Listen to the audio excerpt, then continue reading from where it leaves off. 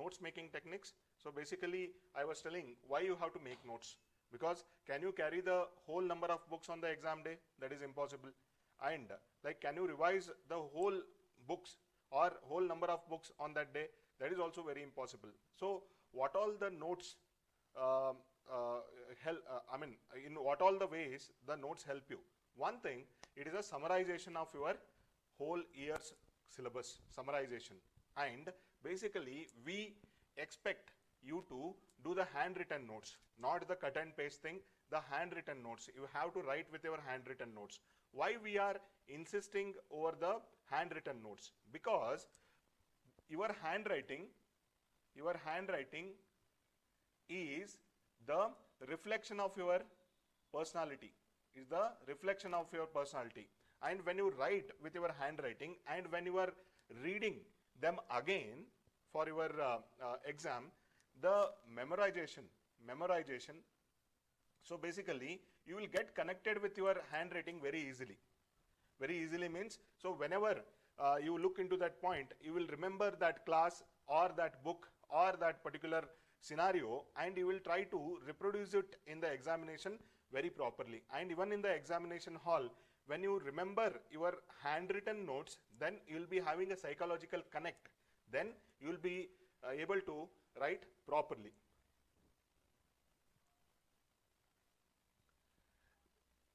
Then with respect, so 8 to 10 books, so let's say each will be of average 300 pages. So totally it will come up to 3000 pages.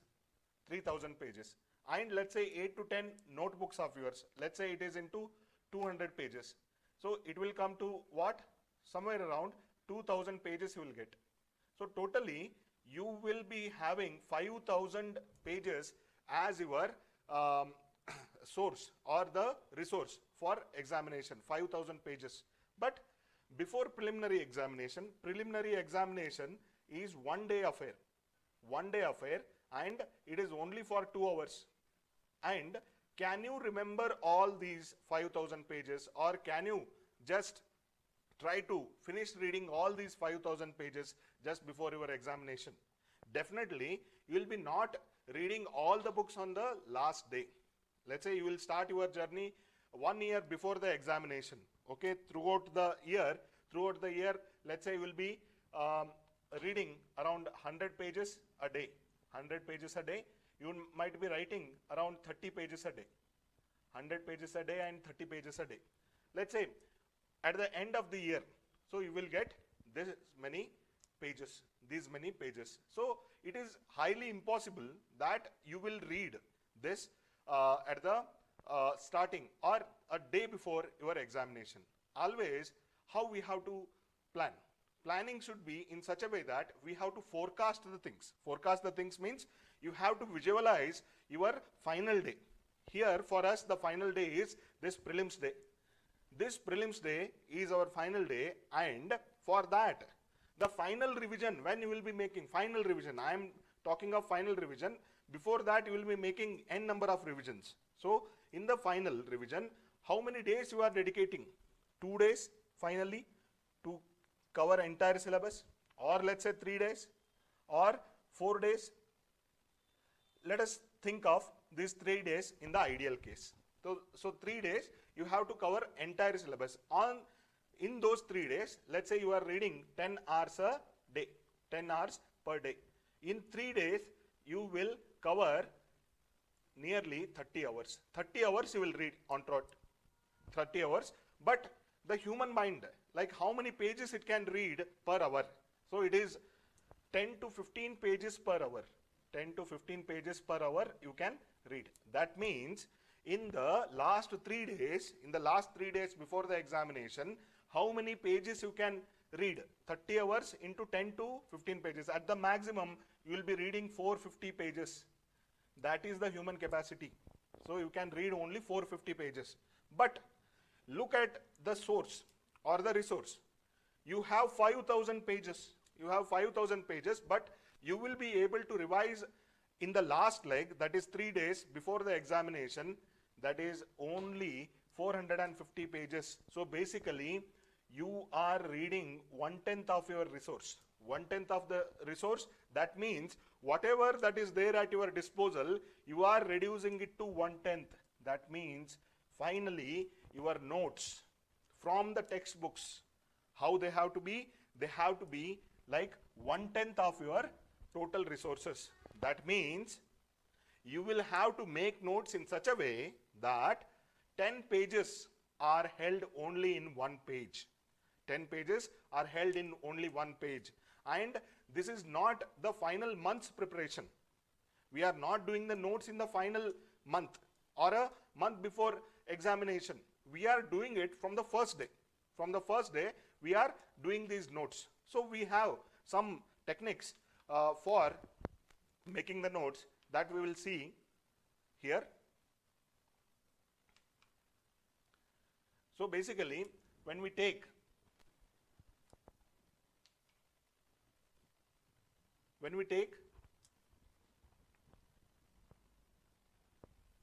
the readings, first of all, you will be new to the textbook. Any textbook. When you open it, you will feel the fresh smell, and you will be reading like for the first time. So this is your first time. So I'll tell you like the first reading how it has to be. First reading. So here you cannot remember everything.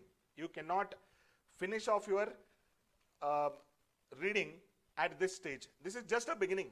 So here you have to do it like a storybook. You have to go like a storybook, and you are not supposed to remember anything, and don't try to recall also. So here it should be like a story. And how your reading has to be? It should be quick and swift. So here, on average, we read 10 to 15 pages per hour. Even if you read around 20 pages per hour, it doesn't matter much. So in the first reading, you have to go for a quick and swift reading. Maybe it is after the classes or before the class. So whenever you are introduced to any textbook, you have to go for first reading like a storybook. You need not remember anything. The reading has to be quick and swift. So this is the first reading. And while we are reading these things, we will remember many of the topics only topics. Maybe the chapter names we will remember. And some of the topics we will remember. At the max, we will remember some subtopics or some headings we will remember from that textbook. So first reading, it is quick and swift like a storybook. And the second reading, what we have to do here. Anyways, the map of the book is in our head now. Let's say 300 pages or 400 pages book. Like the map, we know how many chapters are there and how many topics and subtopics may come. Not exactly, may come. So you will be having a rough idea of the whole textbook. And while you are going for the second reading, you have to hold a pen or a pencil. Preferably pencil, because it will not harm your book much. So in the second reading, while you are going, you know some of the topics where they are, some of the chapters where they are. In that reading, again, it might be before the class or after the class. In the second reading, you are reading with underlining. You are highlighting the main points with the pencil. You are just underlining the things. And again, in this stage also, in the second reading also, don't try to remember too much, because it is not possible to remember the whole thing in the second reading itself. We are going for multiple iterations later. So in the second reading, it should be purely the underlining part. Again, don't try to recall anything. Don't try to remember anything, because we are going for further rounds. The further round, that is third reading. Third reading, it is nothing but the notes making. Here, what we are taking? In the second round, we have highlighted few things or we have underlined few things. Why? Because we think in the whole book, only these underlinings are important for the examination. And who is making this discretion? Who is taking this decision? Yourself. You know that this might be very important point. That is why you are underlining. And in that underlining, like, you are stressing more and you are taking it as a notes. And this notes, how we have to take the notes, I'll tell, but you are noting them down. Whether it is in a notebook or it is in a sheet, that I am going to tell you later. So third reading, you are taking the notes. And I am telling your notes should be around 1/10 of the whole textbook. That is, if you are reading 10 pages, maximum you can have 1 page of notes. Then you might ask me, sir, how to write it? So we are missing sentences. We are not writing the whole sentences. Whole sentences we are not writing. Maybe from that sentence we are taking only keyword. We are taking only keyword. That keyword, when you write it in the page, then you will be having a confidence that whenever you read this keyword, you will remember the whole point. You will remember the whole point. That way your mind will be working and your mind will direct you whether to take that keyword in your sheet or not. Or even that keyword is very much familiar to you, even without writing it, if you can remember very well, then don't write it in the notes. So this we call it as a synoptical notes, or this is a synopsis notes. For example, I'll give one example. Let's say agriculture reforms, or let's say generally the land reforms in India. Let's say in land reforms, first comes abolition of zamindari, then land consolidation, then land ceiling, then the tenancy, then finally computerization of land records. I am going to take only this much in my notes, because I know whenever I read this first point, I'll be remembering everything. About this. So even if this point is asked for 10 marks, I'll be able to write in the examination. So like that, let's say this land reforms will be given for 2 to 3 pages in the textbook, but I am going to take only in a corner of a sheet. So for that, like, you have to reduce and you have to use your discretion before you write any keyword or any synopsis in your notes. So that is the third round that you are doing. And from third round, you have to just close your textbooks, because you have read them thrice. First reading, you have read them like storybook. Second reading, you have underlined the very keywords. Then in the third reading, you have taken the notes. So there ends the business of your book. And only in case of any clarification, maybe in case of any detailing, you are going to the textbook again. Otherwise, from third round, you are sticking to your notes, that is your handwritten notes. So you are highlighting the points in the notes in the fourth reading. Let's say you have around 450 pages at the end of your course. At the end of your course, you have 450 pages, and you will be highlighting very few points in those notes also, because already you have filtered so much, and from this again you will be underlining like this: consolidation, sealing, tenancy, computerization, then zamindari. So whenever land reform comes, I remember 3 C's, that is consolidation, sealing and computerization. These are 3 C's. One more is tenancy, it also ends with C, and one more is zamindari. So if I remember C and Z, then my whole land reforms will be covered, and if it is asked for 10 marks, I can write. If it is asked for 15 marks, I can write. And even if it comes as an essay, I can write. The sentence formation, finally, while writing, the sentence formation, it is in our hand. Sentence formation, since our school days, we have learnt decent English, and we can make good sentences. So that much confidence we have to have. And from the day one, you should start writing on your own. Just by collecting few points, you should start writing on your own. Get them corrected very often. And finally, at the end of 9 months or 10 months, you should be in such a way that whatever that is thrown at you, you should be able to hold it and write it in whatever the length. Maybe it is for 10 marks, 15 marks, 20 marks, or the whole essay. You should be having that confidence. And when it comes to essay, we will tell you how to brainstorm the point with respect to that, how to construct the essay, how to structure the essay. That we will take as a separate class. We have 2 classes for essay. And from now, we are reading only the handwritten notes, and finally in the 5th reading, you are reading those highlights, what you have done in the 4th reading. So 5th reading, it is only highlights. So by doing all these things, by doing these many steps, you will be traversing throughout the year. Maybe first reading just before the class or after the class. Second reading definitely after the class, after having the class notes also. In the 3rd reading, you are again highlighting them. Maybe it is after a month or 2 months. 4th reading, at the end of the notes, you are revising them maybe in the 2 months gap before the examination. And 5th reading, just few days before the examination, you are reading. This is how you have to plan your reading. Only in the first reading, just by going through the books on the final few days, if you enter the exam hall, you will face the music. Okay, even after the 2nd reading, you will not be very much confident. Only after the 3rd reading, you will be confident. That too when you have the handwritten notes in your disposal.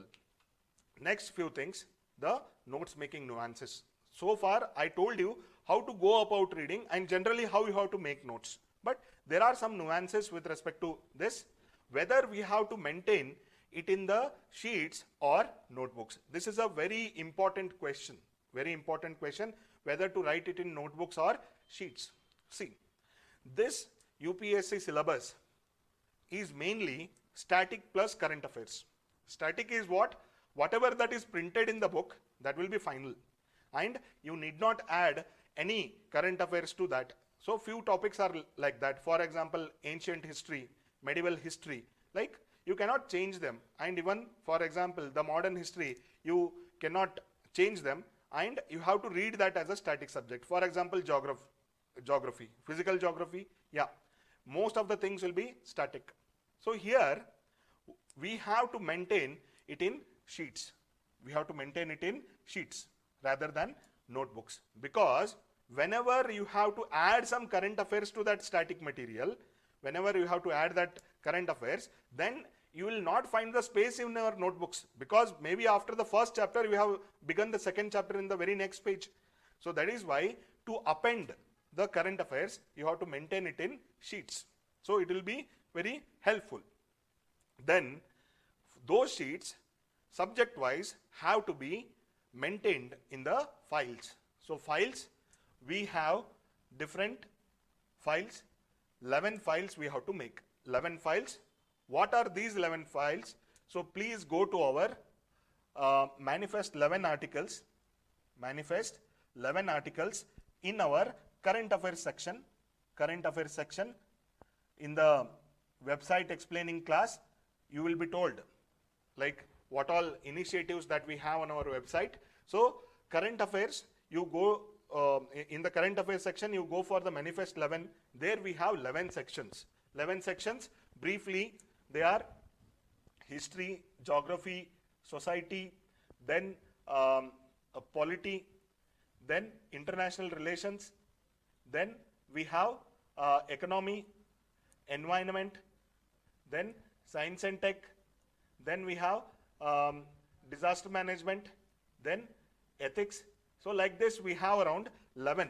We have 11 different sections and you have to have those 11 files. So whenever you write some sheet, that has to go and that has to be maintained in that particular file. So if you maintain these files and if you start making notes in the sheets, that will be very helpful, because whenever you want, you can add one more sheet, or if there is some blank space in the previous sheet, you can write there. For example, a new current affairs come with respect to, let's say, judiciary. So judiciary, you have made static notes and some of the judgments which are told in the class you have written, and then You are bringing something from the newspaper and you are trying to add there at the end. So always try to maintain it in sheets and the files. And in those files, there have to be topic wise. Again, in history, let's say, we come across ancient history, medieval history, modern history. Under modern history, we have different eras. Gandhian era we have, and pre-Gandhian era we have. So you have to have subtopics there, and your filing has to be done accordingly. And when I say this topic wise notes, it will have both class notes and textbooks notes. So class notes, most of the things will be dictated. In textbooks, only 15 to 20% you are going to add extra. Maybe if you are referring some other source, you are going to add something extra from the textbooks to your class notes. Otherwise, even if you look at the class notes, at the end of the third reading, you have to make separate notes out of it by highlighting them. So finally, your notes, it is the mixture of your class notes and the textbook. So this is going to be integrated like textbook plus class notes, then static plus current affairs. So finally you will be having the best material at your disposal. Then appending the file with current affairs. And for newspaper, don't try to make any kind of notes from right now, because we allocate around 1 to 1.5 hour for newspaper reading. Over and above it, we have to attend classes or we have to do self-study for 3 to 4 hours. Then we have to revise if we are going to class. Then over and above, we'll be having optionals also. And the next year's prelims examination is on 27 June. 27 June, if you calculate from right now, so we are in the mid-October right now, mid-August right now. So you have around 10 months. So you have to allocate your time properly and don't try to make any kind of notes from the newspapers right now. Whenever you feel like from an article, if a good thing has come, if a page long article has come, and if you want to take 8 to 10 points in particular topic and subtopic, just write it in a sheet and again file it there. Again, for the daily newspaper, don't sit and make notes, because it will take nearly 4 hours to make notes, and it is not worthy of doing notes in those many hours. Anyways, at the end of the years, like, we will be giving the capsules of current affairs. Those capsules of current affairs, anyways, there will be repetition from the Hindu articles. We will be covering from PIB, we will be covering from Yojana, Kurukshetra, and very good news papers, and we will be giving you in a compiled way, so you can depend upon them in the last 2-3 months. So you need not make any notes for current affairs, but whenever you feel like you have very good points along with your class notes and textbooks, if you can append those files with the current affairs, that will be very good. And this is the ongoing process. If it starts on day 1, only after the third reading, you are going to stop the current affair, you are going to stop the notes making only for static. But current affairs, whenever it comes, whenever you will feel like there are good points, you are going to add to that file. So this is ongoing process. For first attempt, like, it will be 10 to 12 months ongoing process. Then, if at all, you have to write the second attempt, then that year's current affairs you have to append to those files. And anyways, we are maintaining sheets. So no matter how many sheets you have under each topic and subtopic, that doesn't matter. You have to just make your notes bulky, and whenever some things are obsolete there, for example, some current affairs got obsolete, which is not important for this year, you can remove that fact, or you can just ignore that fact. Only the very important current affairs you can remember. And if you look at our current affairs initiatives, which we bring it on the website, it will be very clear that whatever you read in the Hindu newspaper or Yojana, Kurukshetra, PIB, that is going to be summarized and consolidated in our current affairs initiatives on the website. So at the end of these 9-10 months, you will be having very good notes, that too handwritten, and they are unique to yourself because you have written in your own synoptical way, and it is going to help you like anything, and it will reduce your revision time, and at the last minute or at the last few days before the examination, you will not face the music of the examination. You will not see the piles of the books on your reading table. You will not see many notes that are, the printed notes or the Xerox notes that are pending on your reading table. It is just your handwritten notes. At the end of everything, around 400 to 500 sheets you will be having at your disposal. This is what I had to tell you. And finally, I have told, like, there is no regular notes. There is no need to make any regular notes from the newspapers. Whenever you feel like writing few good points, then you can add to the sheets. Okay, this is what I had to tell. Thank you very much. If you have any questions, please try to type in that portal, and I'll get that question and I'll try to explain that. So questions, please.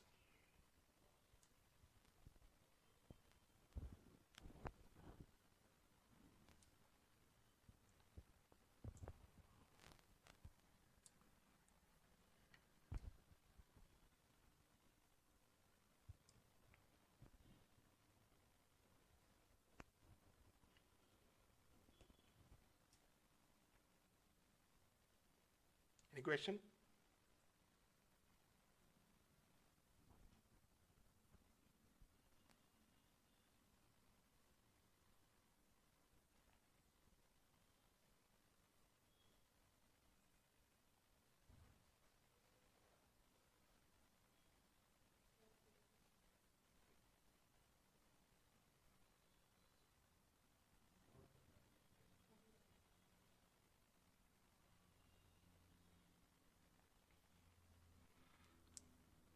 You can also book appointment on our website. If you go to the home page of our website, on the top part of the web page, we have book appointment facility. You can book appointment with any faculty and we'll make a call, or you can make a call to us at manifestias.com. So this is our portal. Whatever the video that you are seeing right now, this is on our portal, that is portal.manifestias.com. For book appointment, you have to go to www.manifestias.com. Okay, you can book the appointment. There is a question, please display it, or you can ask. Yeah, basically, I told in the first reading you will not understanding anything. So the question is what? While reading, how we will come to know, that is important. Okay, in the first reading you will not know anything. Most of you will not be knowing the syllabus also. You will be just reading like a storybook. In the second reading, you will get hang of the textbook. You will know, like, yeah, this might be important. See, discretion is yours. Whatever that looks important to you, that you have to underline, and in the third reading you have to take it in your sheets. Anyways, we are at your disposal. Like, you can ask us, sir, should I take this? Only thing I have told is you have to avoid the sentence, full sentences there. You have to only take the synoptical notes there.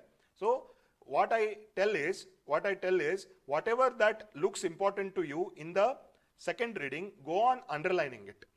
While you come for the third reading, you yourself will know what all to take, and in between you can meet faculty or you can take anyone's guidance, and you can ask, like, whether I can take this, whether it is very important. And more than anything, go to the old question papers too. Old question papers, maybe prelims and mains. So yesterday I had given the link, upsc.gov.in. You go to the examination, there previous year question papers are there from 2014 to 2018. All the prelims and mains question papers are there, 6 years question paper. Please go through them, and slowly and gradually over this period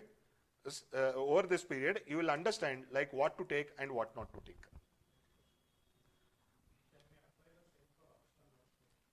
Yeah, optional notes making, yes. This synoptic, yeah, question is, can we apply the same thing for the optionals? As I told yesterday, in options, you will have around 50% analysis. Analysis part is more. So here, whatever the facts that you take, let's say around 50% facts, whatever you have to take. So for this, you can make notes. For this, you can make notes. For analysis, again, it is the mastery of you over the optional subjects. Then you have to decide like in what way you have to do. And for that, again, please meet the faculty for that particular subject and seek the guidance, because all the optionals cannot be treated in a single way. Some of you will be having from the literature, some of you will be having from the arts background, some of you will be having from the technical background. For each area or for each genre, so the notes making will be different. But as far as the facts are concerned, you have to make notes for the facts. Maybe theories, thinkers, you have to make the notes. And in the first paper especially, irrespective of any optional, in the first paper there will be some of the theory and some of the technical things. You have to make notes for such things, and this is applicable for optional in such cases.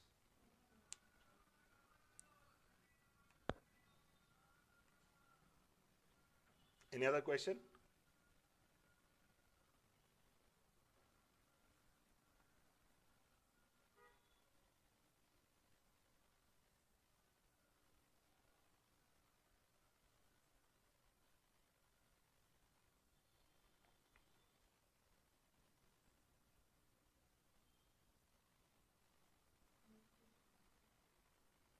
Any question?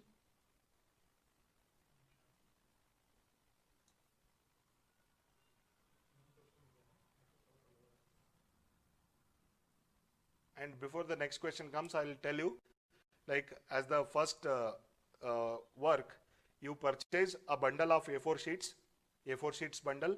Maybe you will need some more. So start making notes in the sheets in a synoptical way. But in the first reading and second reading, don't do that. But whenever you feel like writing, please write in a synoptical way.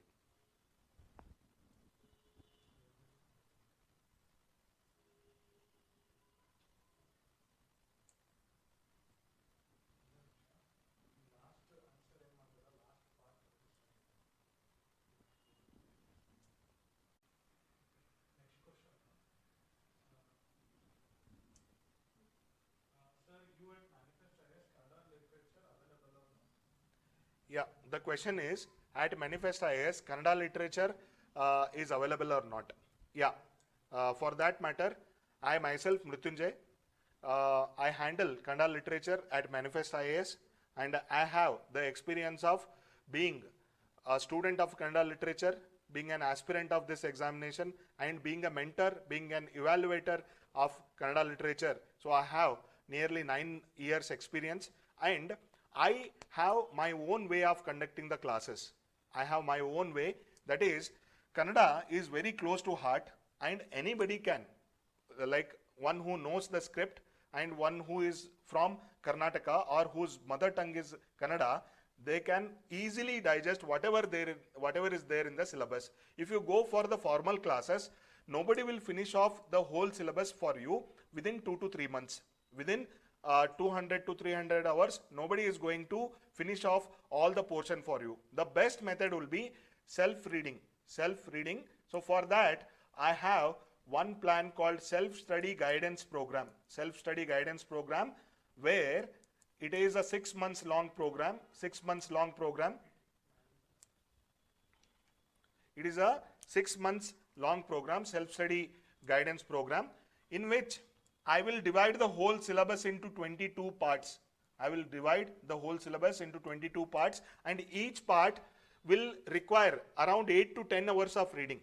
So every week I'll be giving you that target. You have to finish off that reading, like maybe in 10-12 hours or 15 hours at the max, and you will be writing one test per week. One test per week, and this test will be having 10 questions only. 10 questions. And like this, you will be writing 22 tests, and in between I will be giving 2 revision tests. So totally 24 tests you will be writing over the period of 6 months. Every week you will be reading, revising, you will be writing the test, and I will be giving the discussion of that particular test, and I will be evaluating your paper personally, and I'll be giving you the feedback, and you can book the one-on-one appointment also. So like this, last year we had a very good success as far as this batch is concerned. So for Kannada literature, I would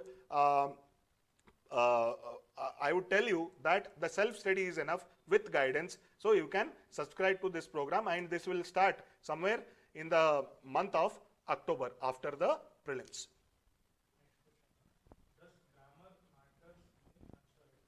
Yeah, the next question is very important question. Does grammar matter in the answer writing? Yes, very important fact, because I've told you in GS paper you will write for 3000 to 4000 words, and in the very first page your grammar will be caught. If your grammar is not good, first thing, your presentation cannot be good. Then the evaluator will come to know that your grammar is not good and you are an average student. The very basic thing that any child learns in the beginning of its school days is it is arithmetic and the grammar of any language. If your grammar of one language is good, then it will replicate in other languages also, and your command over the language is will be very good. So grammar is very important.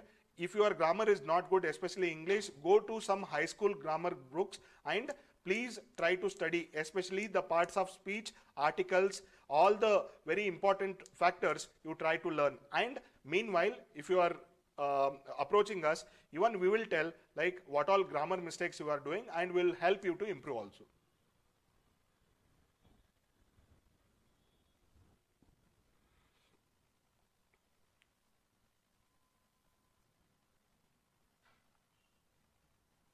Next question.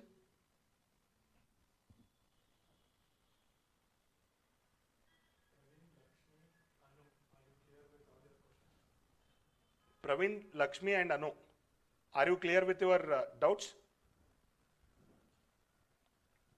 Hope yes.